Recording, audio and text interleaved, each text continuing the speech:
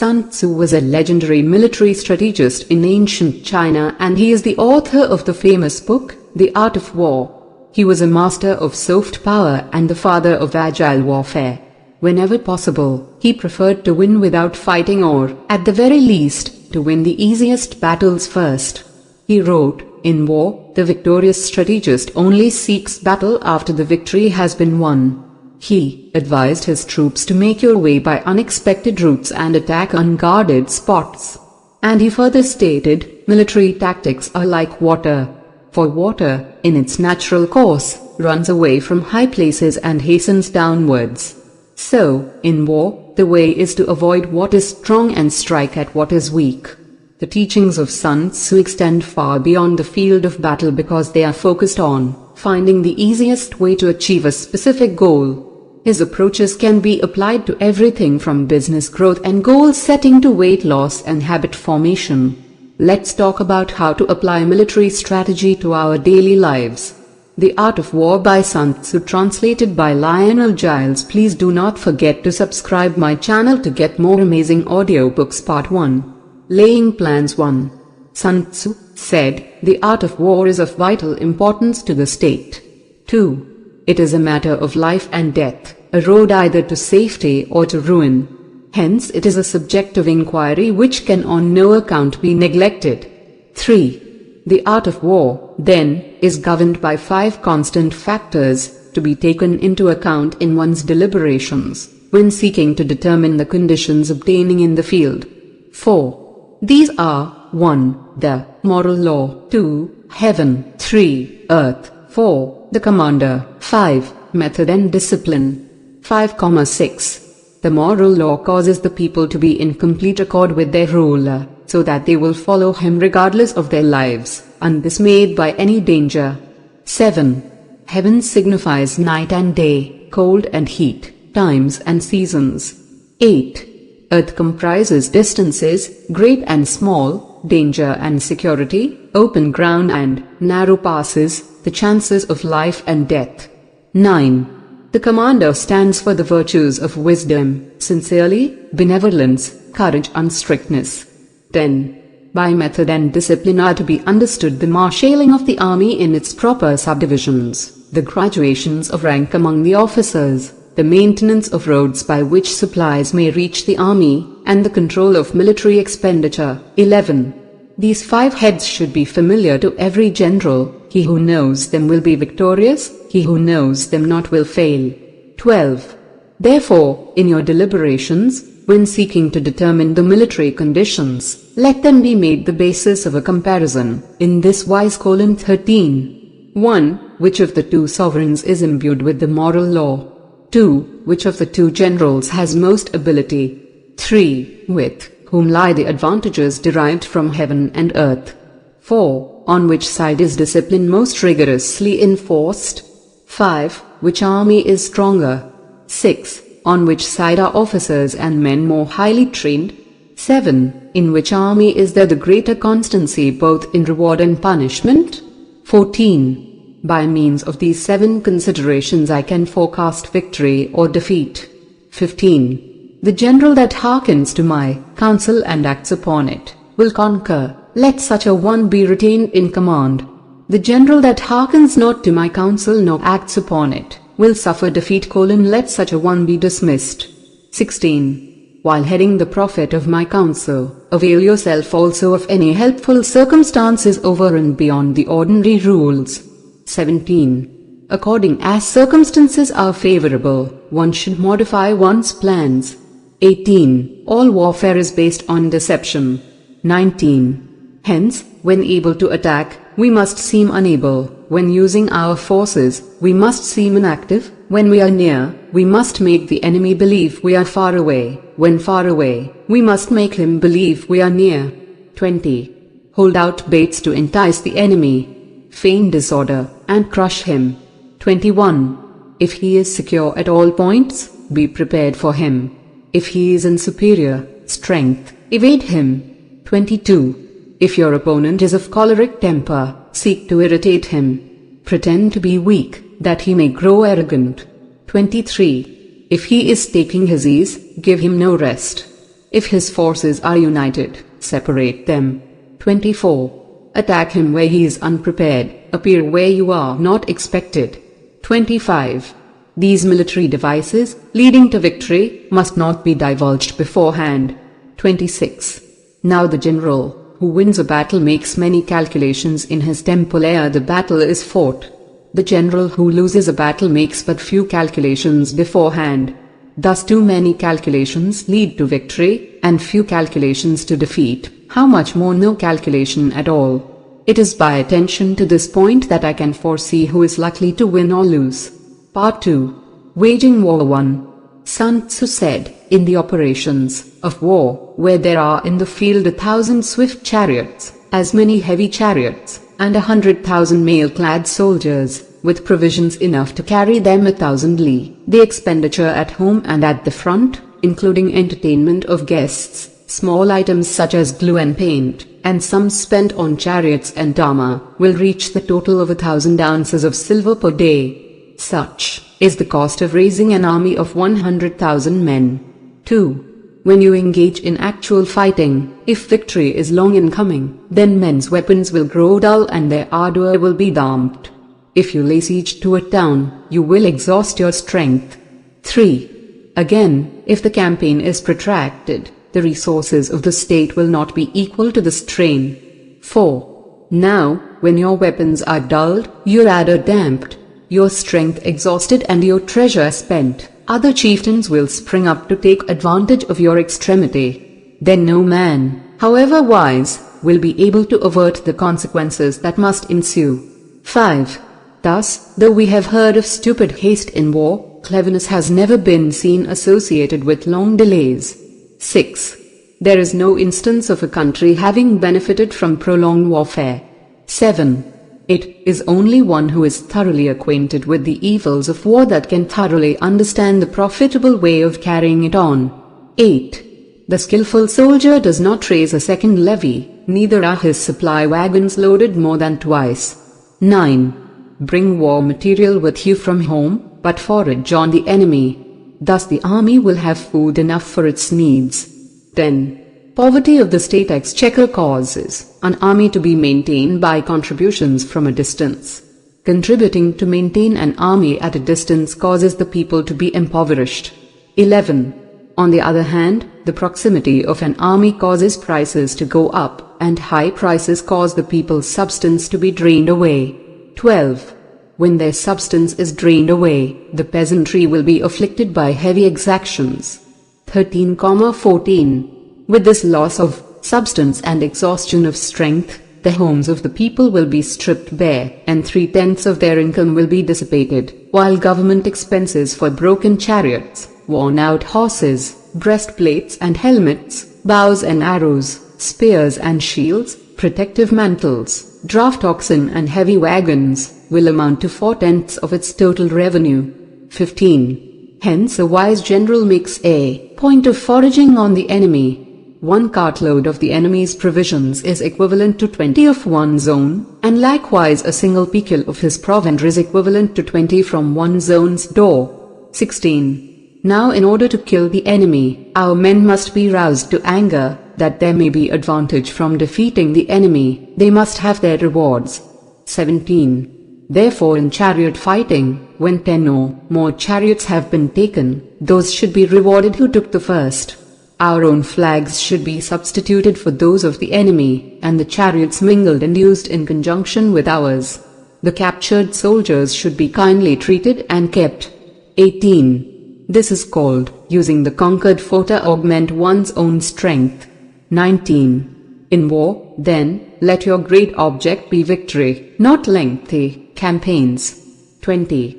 Thus it may be known that the leader of armies is the arbiter of the people's fate, the man on whom it depends whether the nation shall be in peace or in peril. Part 3. Attack by Stratagem 1. Sun Tzu said, in the practical art of war, the best thing of all is to take the enemy's country whole and intact. To shatter and destroy it is not so good. So, too, it is better to recapture an army entire than to destroy it, to capture a regiment, a detachment or a company entire than to destroy them. 2. Hence, to fight and conquer in all your battles is not supreme excellence. Supreme excellence consists in breaking the enemy's resistance without fighting. 3. Thus the highest form of generalship is to balk the enemy's plans. The next best is to prevent the junction of the enemy's forces. The next in order is to attack the enemy's army in the field, and the worst policy of all is to besiege walled cities. 4. The rule is not to besiege walled cities if it can possibly be avoided. The preparation of mantlets, movable shelters, and various implements of war will take up 3 whole months, and the piling up of mounds over against the walls will take 3 months more. 5. The general, unable to control his irritation, will launch his men to the assault like swarming ants, with the result that 1/3 of his men are slain, while the town still remains untaken. Such are the disastrous effects of a siege. 6. Therefore the skillful leader subdues the enemy's troops without any fighting. He captures their cities without laying siege to them. He overthrows their kingdom without lengthy operations in the field. 7. With his forces intact he will dispute the mastery of the empire, and thus, without losing a man, his triumph will be complete. This is the method of attacking by stratagem. 8. It is the rule in war, if our forces are 10 to the enemy's 1, to surround him, if 5 to 1, to attack him, if twice as numerous, to divide our army into 2. 9. If equally matched, we can offer battle. If slightly inferior in numbers, we can avoid the enemy. If quite unequal in every way, we can flee from him. 10. Hence, though an obstinate fight may be made by a small force, in the end it must be captured by the larger force. 11. Now the general is the bulwark of the state. If the bulwark is complete at all points, the state will be strong. If the bulwark is defective, the state will be weak. 12. There are 3 ways in which ruler can bring misfortune upon his army. 13. 1. By commanding the army to advance or to retreat, being ignorant of the fact that it cannot obey. This is called hobbling the army. 14. 2. By attempting to govern an army in the same way as he administers a kingdom, being ignorant of the conditions which obtain in an army. This causes restlessness in the soldiers' minds. 15. 3. By employing the officers of his army without discrimination, through ignorance of the military principle of adaptation to circumstances. This shakes the confidence of the soldiers. 16. But when the army is restless and distrustful, trouble is sure to come from the other feudal princes. This is simply bringing anarchy into the army and flinging victory away. 17. Thus we may know that there are 5 essentials for victory. 1. He will win who knows when to fight and when not to fight. 2. He will win who knows how to handle both superior and inferior forces. 3. He will win whose army is animated by the same spirit throughout all its ranks. 4. He will win who, prepared himself, waits to take the enemy unprepared. 5. He will win who has military capacity and is not interfered with by the sovereign. 18. Hence the saying, if you know the enemy and know yourself, you need not fear the result of 100 battles. If you know yourself but not the enemy, for every victory gained you will also suffer a defeat. If you know neither the enemy nor yourself, you will succumb in every battle. Part 4. Tactical Dispositions 1. Sun Tzu said, the good fighters of old first put themselves beyond the possibility of defeat, and then waited for an opportunity of defeating the enemy. 2. To secure ourselves against defeat lies in our own hands, but the opportunity of defeating the enemy is provided by the enemy himself. 3. Thus the good fighter is able to secure himself against defeat, but cannot make certain of defeating the enemy. 4. Hence the saying, one may know how to conquer without being able to do it. 5. Security against defeat implies defensive tactics. Ability to defeat the enemy means taking the offensive. 6. Standing on the defensive indicates insufficient strength, attacking, a superabundance of strength. 7. The general who is skilled in defense hides in the most secret recesses of the earth. He who is skilled in attack flashes forth from the topmost heights of heaven.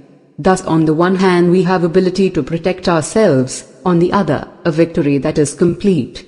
8. To see victory only when it is within the ken of the common herd is not the acme of excellence. 9. Neither is it the acme of excellence if you fight and conquer and the whole empire says, "Well done." 10. To lift an autumn hair is no sign of great strength. To see the sun and moon is no sign of sharp sight. To hear the noise of thunder is no sign of a quick ear. 11. What the ancients called a clever fighter is one who not only wins, but excels in winning with ease. 12. Hence his victories bring him neither reputation for wisdom nor credit for courage. 13. He wins his battles by making no mistakes. Making no mistakes is what establishes the certainty of victory, for it means conquering an enemy that is already defeated. 14.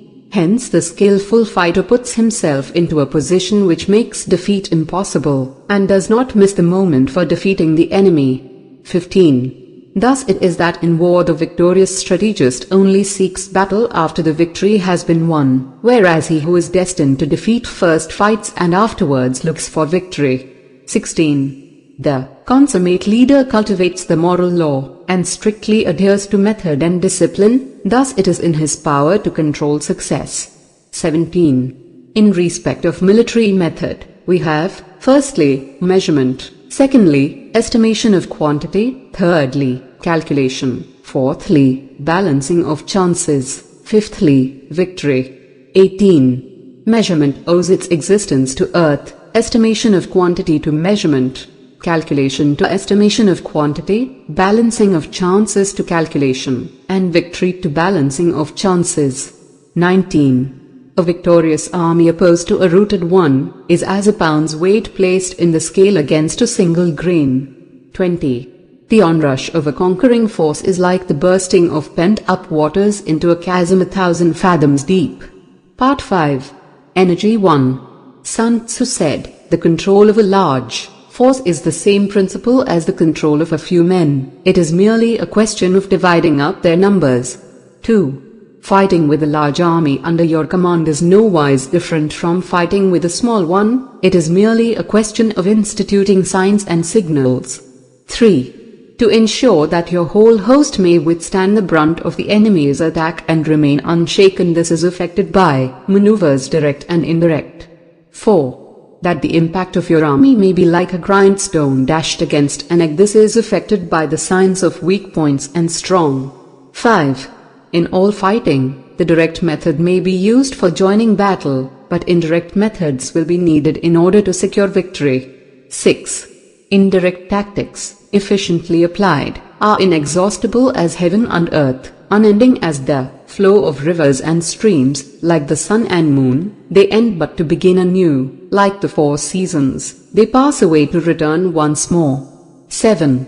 There are not more than 5 musical notes, yet the combinations of these 5 give rise to more melodies than can ever be heard. 8. There are not more than 5 primary colors, blue, yellow, red, white, and black, yet in combination they produce more hues than can ever been seen. 9. There are not more than 5 cardinal tastes, sour, acrid, salt, sweet, bitter, yet combinations of them yield more flavors than can ever be tasted. 10. In battle, there are not more than 2 methods of attack, the direct and the indirect, yet these 2 in combination give rise to an endless series of maneuvers. 11. The direct and the indirect lead on to each other in turn. It is like moving in a circle, you never come to an end. Who can exhaust the possibilities of their combination? 12. The onset of troops is like the rush of a torrent which will even roll stones along in its course. 13. The quality of decision is like the well-timed swoop of a falcon which enables it to strike and destroy its victim. 14. Therefore the good fighter will be terrible in his onset, and prompt in his decision. 15. Energy may be likened to the bending of a crossbow, decision to the releasing of a trigger. 16. Amid the turmoil and tumult of battle, there may be seeming disorder and yet no real disorder at all. Amid confusion and chaos, your array may be without head or tail, yet it will be proof against defeat. 17. Simulated disorder postulates perfect discipline. Simulated fear postulates courage. Simulated weakness postulates strength. 18. Hiding order beneath the cloak of disorder is simply a question of subdivision. Concealing courage under a show of timidity presupposes a fund of latent energy. Masking strength with weakness is to be effected by tactical dispositions. 19. Thus one who is skillful at keeping the enemy on the move maintains deceitful appearances, according to which the enemy will act. He sacrifices something, that the enemy may snatch at it. 20. By holding out baits, he keeps him on the march, then with a body of picked men he lies in wait for him. 21. The clever combatant looks to the effect of combined energy, and does not require too much from individuals. Hence his ability to pick out the right men and utilize combined energy. 22. When he utilizes combined energy, his fighting men become as it were like unto rolling logs or stones. For it is the nature of a log or stone to remain motionless on level ground, and to move when on a slope, if four-cornered, to come to a standstill, but if round-shaped, to go rolling down. 23. Thus the energy developed by good fighting men is as the momentum of a round stone rolled down a mountain thousands of feet in height. So much on the subject of energy. Part 6. Weak points and strong one. Sun Tzu said, "Whoever is first in the field and awaits the coming of the enemy, will be fresh for the fight. Whoever is second in the field and has to hasten to battle will arrive exhausted." 2. Therefore the clever combatant imposes his will on the enemy, but does not allow the enemy's will to be imposed on him. 3. By holding out advantages to him, he can cause the enemy to approach of his own accord, or, by inflicting damage, he can make it impossible for the enemy to draw near. 4. If the enemy is taking his ease, he can harass him. If well supplied with food, he can starve him out. If quietly encamped, he can force him to move. 5. Appear at points which the enemy must hasten to defend. March swiftly to places where you are not expected. 6. An army may march great distances without distress, if it marches through country where the enemy is not. 7. You can be sure of succeeding in your attacks if you only attack places which are undefended. You can ensure the safety of your defense if you only hold positions that cannot be attacked. 8. Hence that general is skillful in attack whose opponent does not know what to defend, and he is skillful in defense whose opponent does not know what to attack. 9. O divine art of subtlety and secrecy! Through you we learn to be invisible, through you inaudible, and hence we can hold the enemy's fate in our hands. 10. You may advance and be absolutely irresistible. If you make for the enemy's weak points, you may retire and be safe from pursuit if your movements are more rapid than those of the enemy. 11. If we wish to fight, the enemy can be forced to an engagement even though he be sheltered behind a high rampart and a deep ditch. All we need do is attack some other place that he will be obliged to relieve. 12. If we do not wish to fight, we can prevent the enemy from engaging us even though the lines of our encampment be merely traced out on the ground. All we need do is to throw something odd and unaccountable in his way. 13. By discovering the enemy's dispositions and remaining invisible ourselves, we can keep our forces concentrated while the enemy's must be divided. 14. We can form a single united body, while the enemy must split up into fractions. Hence there will be a whole pitted against separate parts of a whole, which means that we shall be many to the enemy's few. 15. And if we are able thus to attack an inferior force with a superior one, our opponents will be in dire straits. 16. The spot where we intend to fight must not be made known, for then the enemy will have to prepare against a possible attack at several different points, and his forces being thus distributed in many directions, the numbers we shall have to face at any given point will be proportionately few. 17. For should the enemy strengthen his van, he will weaken his rear. Should he strengthen his rear, he will weaken his van. Should he strengthen his left, he will weaken his right. Should he strengthen his right, he will weaken his left. If he sends reinforcements everywhere, he will everywhere be weak. 18. Numerical weakness comes from having to prepare against possible attacks. Numerical strength from compelling our adversary to make these preparations against us. 19. Knowing the place and the time of the coming battle, we may concentrate from the greatest distances in order to fight. 20. But if neither time nor place be known, then the left wing will be impotent to succor the right equally impotent to succor the left, the van unable to relieve the rear, or the rear to support the van. How much more so if the furthest portions of the army are anything under 100 li apart, and even the nearest are separated by several li. 21. Though according to my estimate the soldiers of you exceed our own in number, that shall advantage them nothing in the matter of victory. I say then that victory can be achieved. 22. Though the enemy be stronger in numbers, we may prevent him from fighting. Scheme so as to discover his plans and the likelihood of their success. 23. Rouse him, and learn the principle of his activity or inactivity. Force him to reveal himself, so as to find out his vulnerable spots. 24. Carefully compare the opposing army with your own, so that you may know where strength is superabundant and where it is deficient. 25. In making tactical dispositions, the highest pitch you can attain is to conceal them. Conceal your dispositions, and you will be safe from the prying of the subtlest spies, from the machinations of the wisest brains. 26. How victory may be produced for them out of the enemy's own tactics, that is what the multitude cannot comprehend. 27. All men can see the tactics whereby I conquer, but what none can see is the strategy out of which victory is evolved. 28.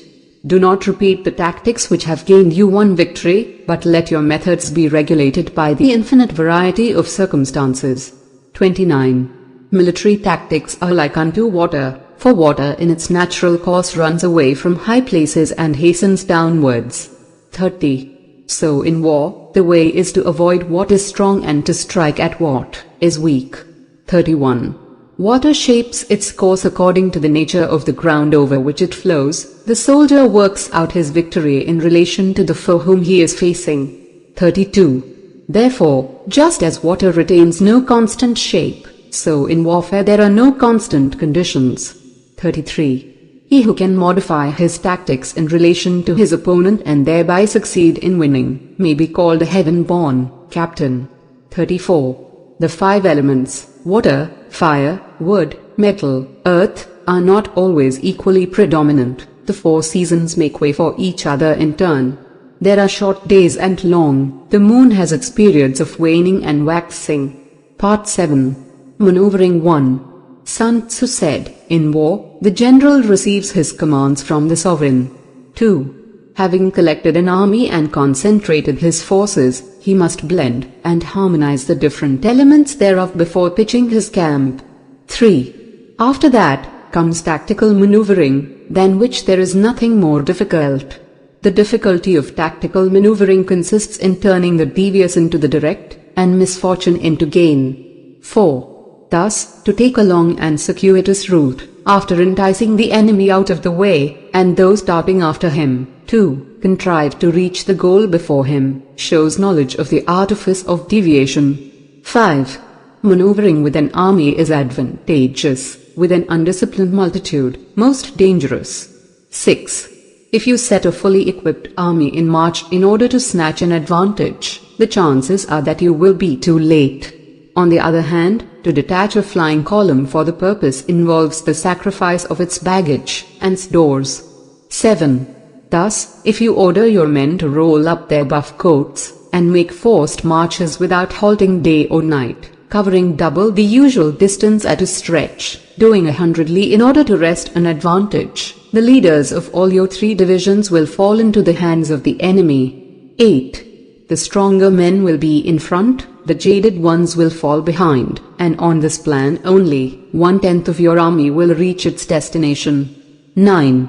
If you march 50 li in order to outmaneuver the enemy, you will lose the leader of your first division, and only half your force will reach the goal.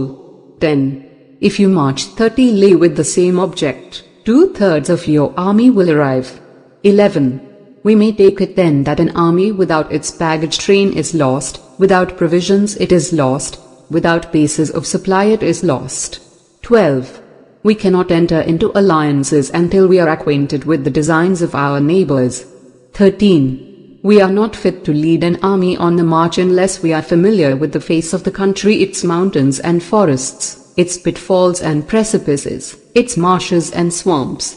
14. We shall be unable to turn natural advantage to account unless we make use of local guides. 15. In war, practice dissimulation, and you will succeed. 16. Whether to concentrate or to divide your troops must be decided by circumstances. 17. Let your rapidity be that of the wind, your compactness that of the forest. 18. In raiding and plundering be like fire, is immovability like a mountain. 19. Let your plans be dark and impenetrable as night, and when you move, fall like a thunderbolt. 20.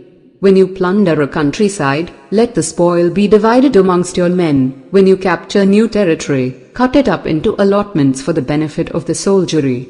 21. Ponder and deliberate before you make a move. 22. He will conquer who has learnt the artifice of deviation. Such is the art of maneuvering. 23. The Book of Army Management says, on the field of battle, the spoken word does not carry far enough, hence the institution of gongs and drums. Nor can ordinary objects be seen clearly enough, hence the institution of banners and flags. 24. Gongs and drums, banners and flags, are means whereby the ears and eyes of the host may be focused on one particular point. 25. The host thus forming a single united body, is it impossible either for the brave to advance alone, or for the cowardly to retreat alone. This is the art of handling large masses of men. 26. In night fighting, then, make much use of signal fires and drums, and in fighting by day, of flags and banners, as a means of influencing the ears and eyes of your army. 27. A whole army may be robbed of its spirit, a commander-in-chief may be robbed of his presence of mind. 28. Now a soldier's spirit is keenest in the morning, by noonday it has begun to flag, and in the evening his mind is bent only on returning to camp. 29. A clever general, therefore, avoids an army when its spirit is keen, but attacks it when it is sluggish and inclined to return. This is the art of studying moods. 30. Disciplined and calm, to await the appearance of disorder and hubbub amongst the enemy. This is the art of retaining self-possession. 31.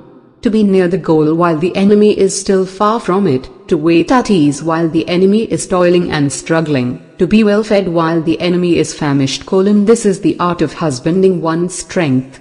32. To refrain from intercepting an enemy whose banners are in perfect order, to refrain from attacking an army drawn up in calm and confident array. This is the art of studying circumstances. 33. It is a military axiom not to advance uphill against the enemy, nor to oppose him when he comes downhill.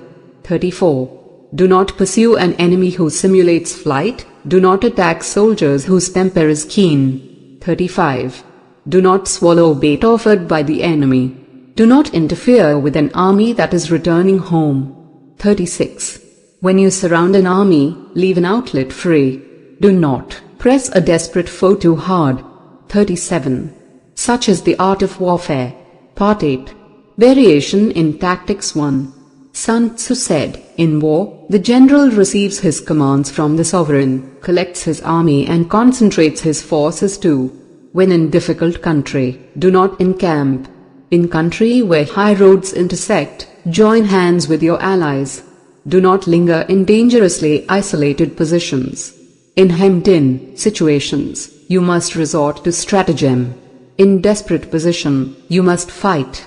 3. There are roads which must not be followed, armies which must be not attacked, towns which must be besieged, positions which must not be contested, commands of the sovereign which must not be obeyed. 4. The general who thoroughly understands the advantages that accompany variation of tactics knows how to handle his troops. 5. The general who does not understand these, may be well acquainted with the configuration of the country, yet he will not be able to turn his knowledge to practical account. 6.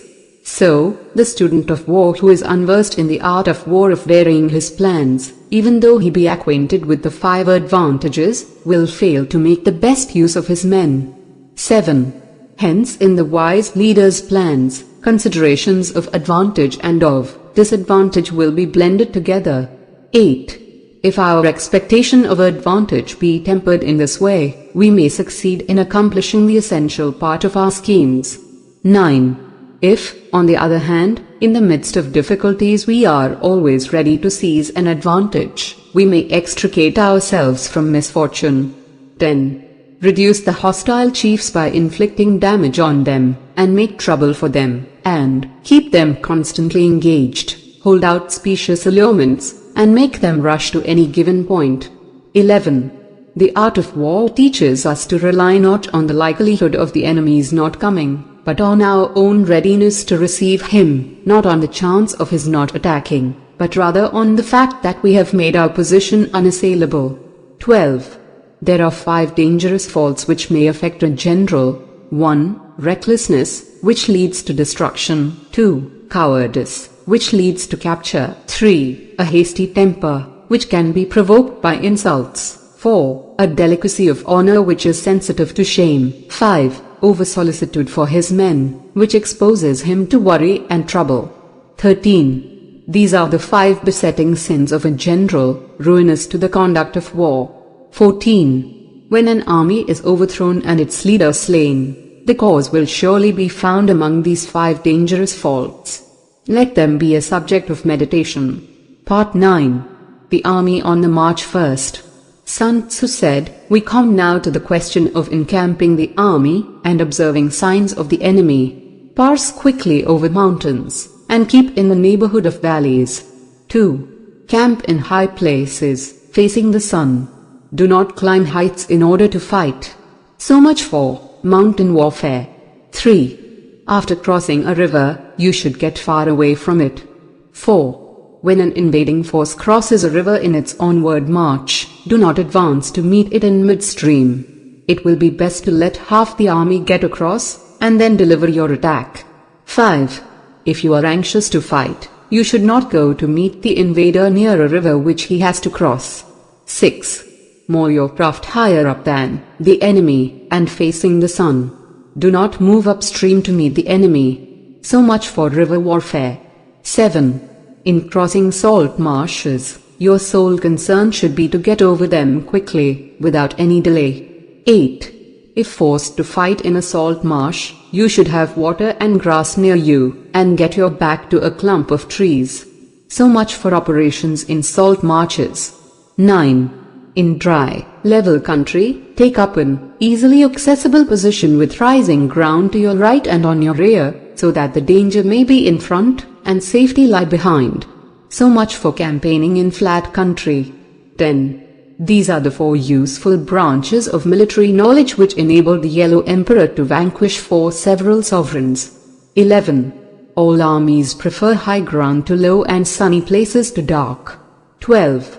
If you are careful of your men and camp on hard ground, the army will be free from disease of every kind, and this will spell victory. 13. When you come to a hill or a bank, occupy the sunny side, with the slope on your right rear. Thus you will at once act for the benefit of your soldiers and utilize the natural advantages of the ground. 14. When, in consequence of heavy rains up country, a river which you wish to ford is swollen and flecked with foam, you must wait until it subsides. 15. Country in which there are precipitous cliffs with torrents running between, deep natural hollows, confined places, tangled thickets, quagmires and crevasses, should be left with all possible speed and not approached. 16. While we keep away from such places, we should get the enemy to approach them. While we face them, we should let the enemy have them on his rear. 17. If in the neighborhood of your camp there should be any hilly country, ponds surrounded by aquatic grass, hollow basins filled with reeds, or woods with thick undergrowth, they must be carefully rooted out and searched, for these are places where men in ambush or insidious spies are likely to be lurking. 18. When the enemy is close at hand and remains quiet, he is relying on the natural strength of his position. 19. When he keeps aloof and tries to provoke a battle, he is anxious for the other side to advance. 20. If his place of encampment is easy of access, he is tendering a bait. 21. Movement amongst the trees of a forest shows that the enemy is advancing. The appearance of a number of screens in the midst of thick grass means that the enemy wants to make us suspicious. 22. The rising of birds in their flight is the sign of an ambuscade. Startled beasts indicate that a sudden attack is coming. 23. When there is dust rising in a high column, it is the sign of chariots advancing. When the dust is low, but spread over a wide area, it betokens the approach of infantry. When it branches out in different directions, it shows that parties have been sent to collect firewood. A few clouds of dust moving to and fro signify that the army is encamping. 24. Humble words and increased preparations are signs that the enemy is about to advance. Violent language and driving forward as if to the attack are signs that he will retreat. 25. When the light chariots come out first and take up a position on the wings, it is a sign that the enemy is forming for battle. 26. Peace proposals unaccompanied by a sworn covenant indicate a plot. 27. When there is much running about and the soldiers fall into rank, it means that the critical moment has come. 28. When some are seen advancing and some retreating, it is a lure. 29. When the soldiers stand leaning on their spears, they are faint from want of food. 30. If those who are sent to draw water begin by drinking themselves, the army is suffering from thirst. 31. If the enemy sees an advantage to be gained and makes no effort to secure it, the soldiers are exhausted. 32. If birds gather on any spot, it is unoccupied. Clamor by night betokens nervousness. 33. If there is disturbance in the camp, the general's authority is weak. If the banners and flags are shifted about, sedition is afoot.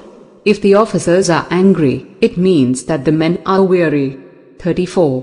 When an army feeds its horses with grain and kills its cattle for food, and when the men do not hang their cooking pots over the campfires, showing that they will not return to their tents, you may know that they are determined to fight to the death. 35. The sight of men whispering together in small knots or speaking in subdued tones points to disaffection amongst the rank and file. 36. Too frequent rewards signify that the enemy is at the end of his resources. Too many punishments betray a condition of dire distress.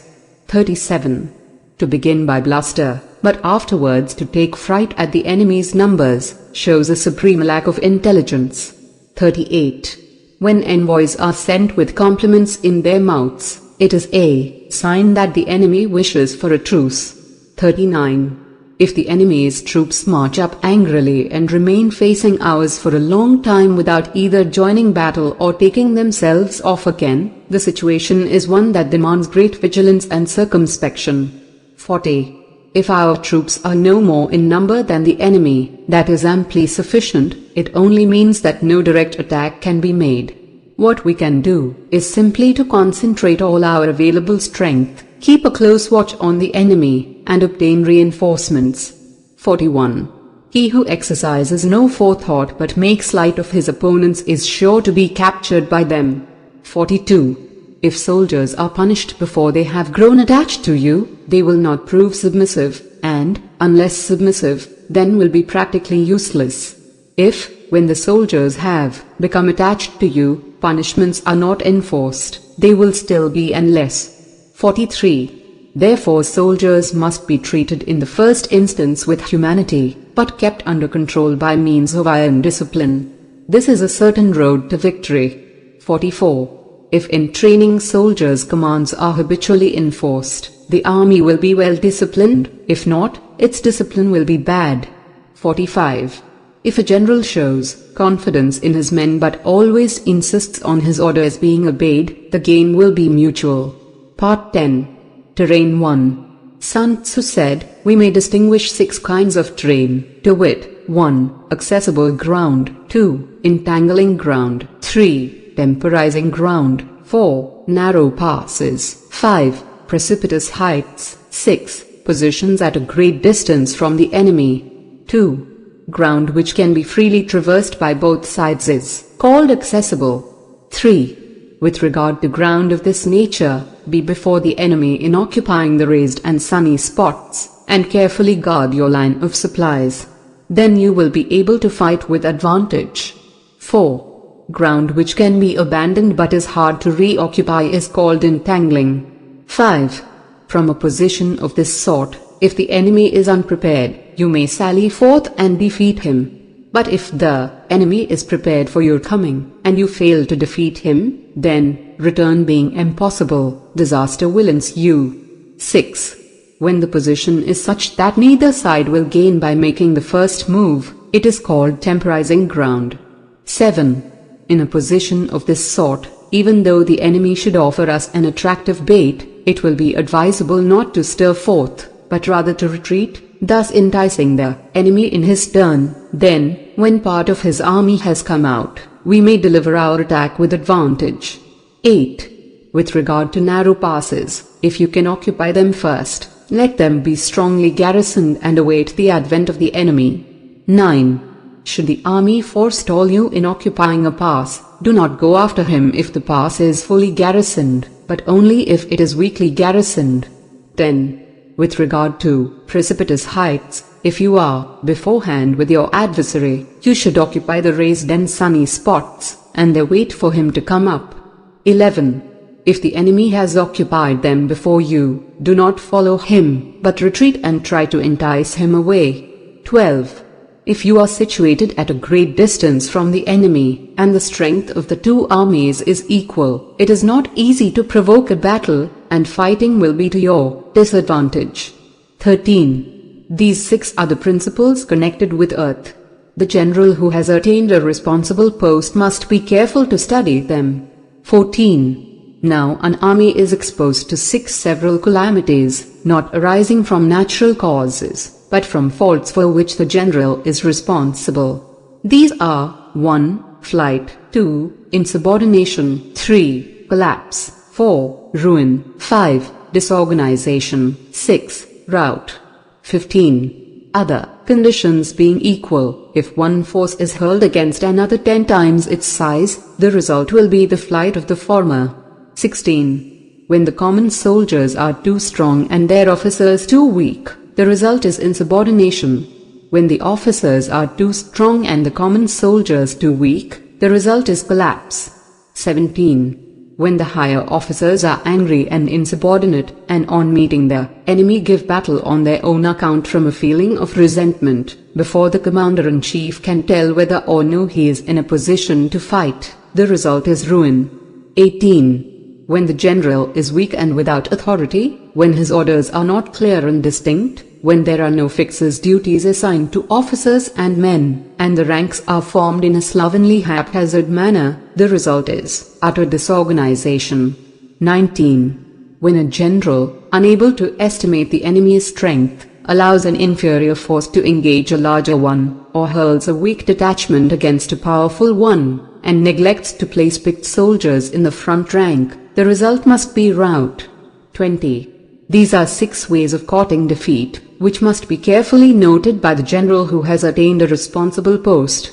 21. The natural formation of the country is the soldier's best ally, but a power of estimating the adversary, of controlling the forces of victory, and of shrewdly calculating difficulties, dangers and distances, constitutes the test of a great general. 22. He who knows these things, and in fighting puts his knowledge into practice, will win his battles. He who knows them not, nor practices them, will surely be defeated. 23. If fighting is sure to result in victory, then you must fight, even though the ruler forbid it. If fighting will not result in victory, then you must not fight even at the ruler's bidding. 24. The general who advances without coveting fame and retreats without fearing disgrace, whose only thought is to protect his country and do good service for his sovereign, is the jewel of the kingdom. 25. Regard your soldiers as your children, and they will follow you into the deepest valleys. Look upon them as your own beloved sons, and they will stand by you even unto death. 26. If, however, you are indulgent, but unable to make your authority felt, kind-hearted, but unable to enforce your commands, and incapable, moreover, of quelling disorder, then your soldiers must be likened to spoiled children. They are useless for any practical purpose. 27. If we know that our own men are in a condition to attack, but are unaware that the enemy is not open to attack, we have gone only halfway towards victory. 28. If we know that the enemy is open to attack, but are unaware that our own men are not in a condition to attack, we have gone only halfway towards victory. 29. If we know that the enemy is open to attack, and also know that our men are in a condition to attack, but are unaware that the nature of the ground makes fighting impracticable, we have still gone only halfway towards victory. 30. Hence the experienced soldier, once in motion, is never bewildered. Once he has broken camp, he is never at a loss. 31. Hence the saying, if you know the enemy and know yourself, your victory will not stand in doubt. If you know heaven and know earth, you may make your victory complete. Part 11. The 9 Situations. 1. Sun Tzu said, the art of war recognizes 9 varieties of ground. 1. Dispersive ground. 2. Facile ground. 3. Contentious ground. 4. Open ground. 5. Ground of intersecting highways. 6. Serious ground. 7. Difficult ground. 8. Hemmed-in ground. 9. Desperate ground. 2. When a chieftain is fighting in his own territory, it is dispersive ground. 3. When he has penetrated into hostile territory, but to no great distance, it is facile ground. 4. Ground the possession of which imports great advantage to either side, is contentious ground. 5. Ground on which each side has liberty of movement is open ground. 6. Ground which forms the key to 3 contiguous states, so that he who occupies it first has most of the empire at his command, is a ground of intersecting highways. 7. When an army has penetrated into the heart of a hostile country, leaving a number of fortified cities in its rear, it is serious ground. 8. Mountain forests, rugged steeps, marshes and fence-all country that is hard to traverse, this is difficult ground. 9. Ground which is reached through narrow gorges, and from which we can only retire by tortuous paths, so that a small number of the enemy would suffice to crush a large body of our men. This is hemmed-in ground. 10. Ground on which we can only be saved from destruction by fighting without delay, is desperate ground. 11. On dispersive ground, therefore, fight not. On facile ground, halt not. On contentious ground, attack not. 12. On open ground, do not try to block the enemy's way. On the ground of intersecting highways, join hands with your allies. 13. On serious ground, gather in plunder. In difficult ground, keep steadily on the march. 14. On hemmed-in ground, resort to stratagem. On desperate ground, fight.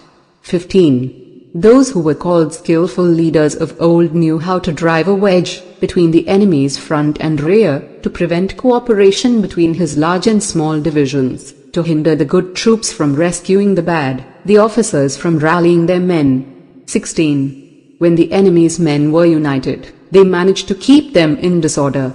17. When it was to their advantage, they made a forward move, when otherwise, they stopped still.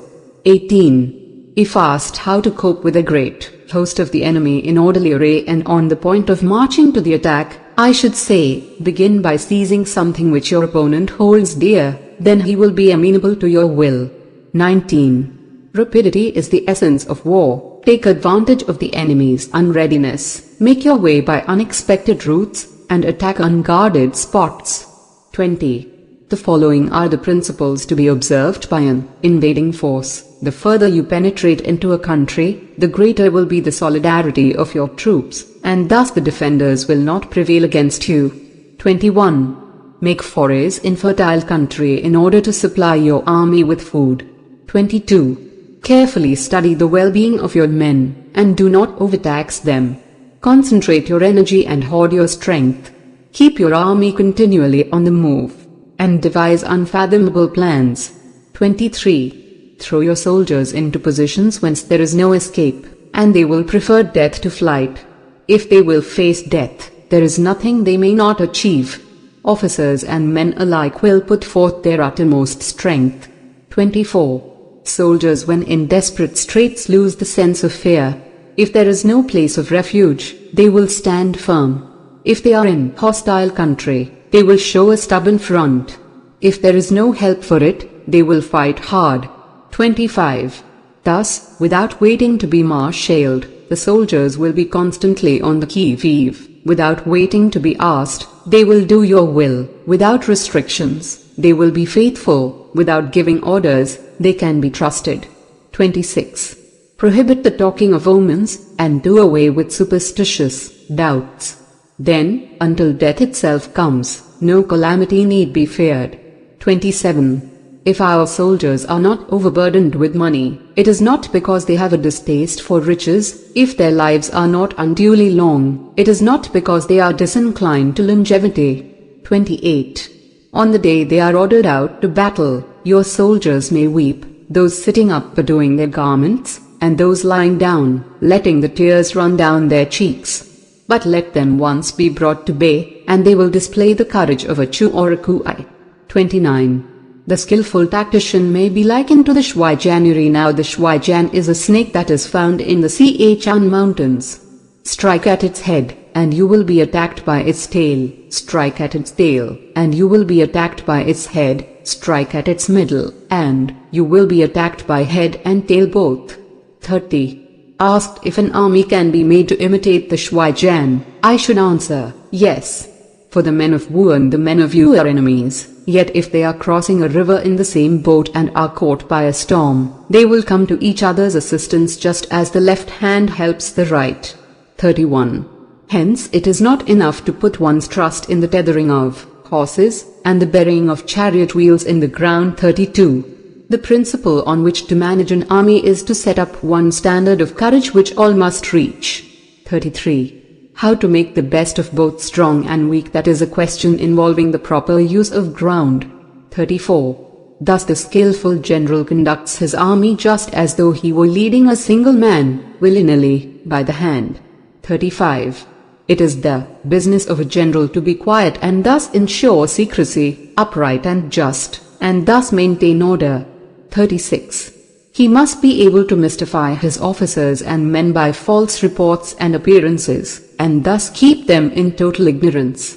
37.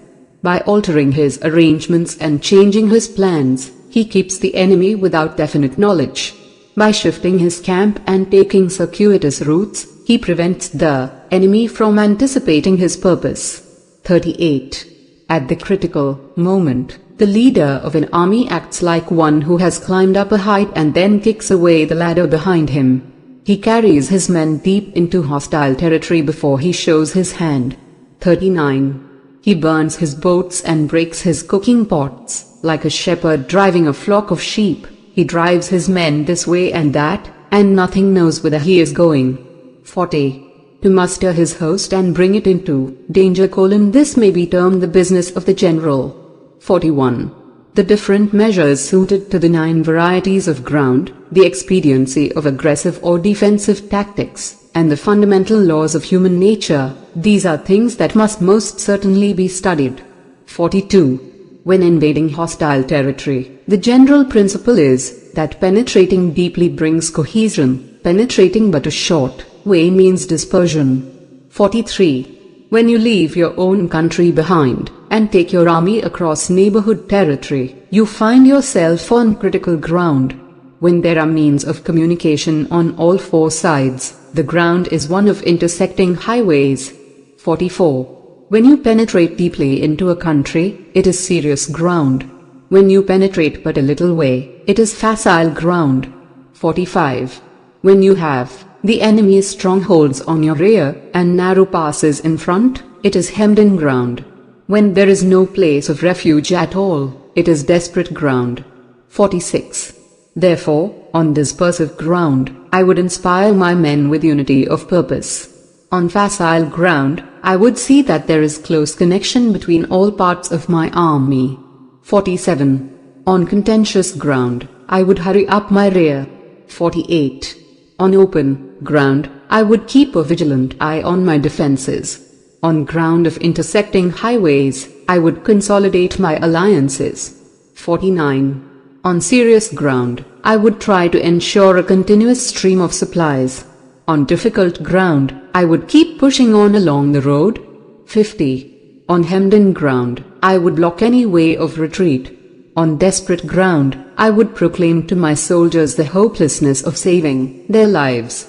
51. For it is the soldier's disposition to offer an obstinate resistance when surrounded, to fight hard when he cannot help himself, and to obey promptly when he has fallen into danger. 52. We cannot enter into alliance with neighboring princes until we are acquainted with their designs. We are not fit to lead an army on the march unless we are familiar with the face of the country, its mountains and forests, its pitfalls and precipices, its marshes and swamps. We shall be unable to turn natural advantages to account unless we make use of local guides. 53. To be ignored of any one of the following 4 or 5 principles does not befit a warlike prince. 54. When a warlike prince attacks a powerful state, his generalship shows itself in preventing the concentration of the enemy's forces. He overawes his opponents, and their allies are prevented from joining against him. 55. Hence he does not strive to ally himself with all and sundry, nor does he foster the power of other states. He carries out his own secret designs, keeping his antagonists in awe. Thus he is able to capture their cities and overthrow their kingdoms. 56. Bestow rewards without regard to rule, issue orders without regard to previous arrangements, and you will be able to handle a whole army as though you had to do with but a single man. 57. Confront your soldiers with the deed itself, never let them know your design. When the outlook is bright, bring it before their eyes, but tell them nothing when the situation is gloomy. 58. Place your army in deadly peril, and it will survive. Plunge it into desperate straits, and it will come off in safety. 59. For it is precisely when a force has fallen into harm's way that is capable of striking a blow for victory. 60. Success in warfare is gained by carefully accommodating ourselves to the enemy's purpose. 61. By persistently hanging on the enemy's flank, we shall succeed in the long run in killing the commander-in-chief. 62. This is called ability to accomplish a thing by sheer cunning. 63. On the day that you take up your command, block the frontier passes, destroy the official tallies, and stop the passage of all emissaries. 64. Be stern in the council chamber, so that you may control the situation. 65. If the enemy leaves a door open, you must rush in. 66. Forestall your opponent by seizing what he holds dear, and subtly contrive to time his arrival on the ground. 67. Walk in the path defined by rule, and accommodate yourself to the enemy until you can fight a decisive battle. 68. At first, then, exhibit the coyness of a maiden, until the enemy gives you an opening. Afterwards emulate the rapidity of a running hare, and it will be too late for the enemy to oppose you. Part 12. The Attack by Fire 1. Sun Tzu said, there are 5 ways of attacking with fire. The first is to burn soldiers in their camp, the second is to burn stores, the third is to burn baggage trains, the fourth is to burn arsenals and magazines, the fifth is to hurl dropping fire amongst the enemy. 2. In order to carry out an attack, we must have means available. The material for raising fire should always be kept in readiness. 3. There is a proper season for making attacks with fire, and special days for starting a conflagration. 4. The proper season is when the weather is very dry, The special days are those when the moon is in the constellations of the sieve, the wall, the wing or the crossbar, for these 4 are all days of rising wind. 5. In attacking with fire, one should be prepared to meet 5 possible developments. 6. 1. When fire breaks out inside to enemy's camp, respond at once with an attack from without. 7. 2. If there is an outbreak of fire, but the enemy's soldiers remain quiet, bide your time and do not attack. 8. 3. When the force of the flames has reached its height, follow it up with an attack, if that is practicable. If not, stay where you are. 9. 4. If it is possible to make an assault with fire, from without, do not wait for it to break out within, but deliver your attack at a favorable moment. 10. 5. When you start a fire, be to windward of it. Do not attack from the leeward. 11. A wind that rises in the daytime lasts long, but a night breeze soon falls. 12. In every army, the 5 developments connected with fire must be known, the movements of the stars calculated, and a watch kept for the proper days. 13. Hence those who use fire as an aid to the attack show intelligence, those who use water as an aid to the attack gain an accession of strength. 14. By means of water, an enemy may be intercepted, but not robbed of all his belongings. 15. Unhappy is the fate of one who tries to win his battles and succeed in his attacks without cultivating the spirit of enterprise, for the result is waste of time and general stagnation. 16. Hence the saying, the enlightened ruler lays his plans well ahead, the good general cultivates his resources. 17. Move not unless you see an advantage, use not your troops unless there is something to be gained, fight not unless the position is critical. 18. No ruler should put troops into the field merely to gratify his own spleen, no general should fight a battle simply out of pique. 19. If it is to your advantage, make a forward move, if not, stay where you are. 20. Anger may in time change to gladness, vexation may be succeeded by content. 21. But a kingdom that has once been destroyed can never come again into being, nor can the dead ever be brought back to life. 22. Hence the enlightened ruler is heedful, and the good general full of caution. This is the way to keep a country at peace and an army intact. Part 13. The use of spies. 1. Sun Tzu said, raising a host of 100,000 men and marching them great distances entails heavy loss on the people and a drain on the resources of the state. The daily expenditure will amount to 1,000 ounces of silver. There will be commotion at home and abroad, and men will drop down exhausted on the highways. As many as 700,000 families will be impeded in their labor. 2. Hostile armies may face each other for years, striving for the victory which is decided in a single day. This being so, to remain in ignorance of the enemy's condition simply because one grudges the outlay of 100 ounces of silver in honors and emoluments, is the height of inhumanity. 3. One who acts thus is no leader of men, no present help to his sovereign, no master of victory. 4. Thus, what enables the wise sovereign and the good general to strike and conquer, and achieve things beyond the reach of ordinary men, is foreknowledge. 5. Now this foreknowledge cannot be elicited from spirits, it cannot be obtained inductively from experience, nor by any deductive calculation. 6. Knowledge of the enemy's dispositions can only be obtained from other men. 7. Hence the use of spies, of whom there are 5 classes. 1. Local spies. 2. Inward spies. 3. Converted spies. 4. Doomed spies. 5. Surviving spies. 8. When these 5 kinds of spy are all at work, none can discover the secret system. This is called divine manipulation of the threads. It is the sovereign's most precious faculty. 9.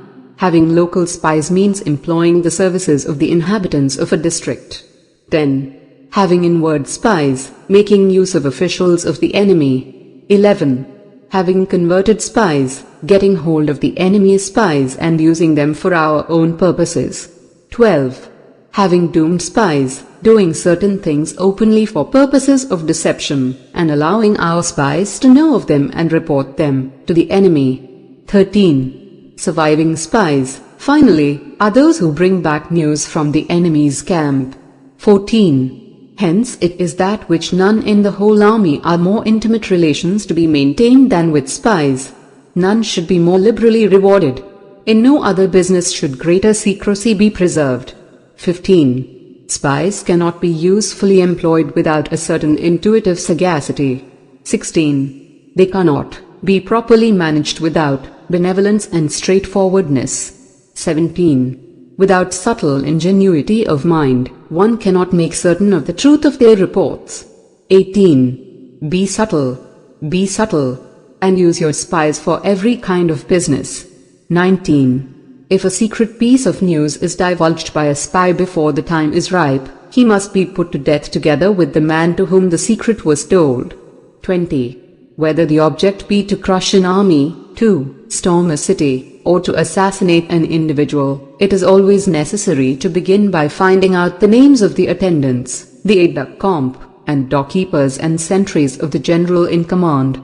Our spies must be commissioned to ascertain these. 21. The enemy's spies who have come to spy on us must be sought out, tempted with bribes, led away and comfortably housed.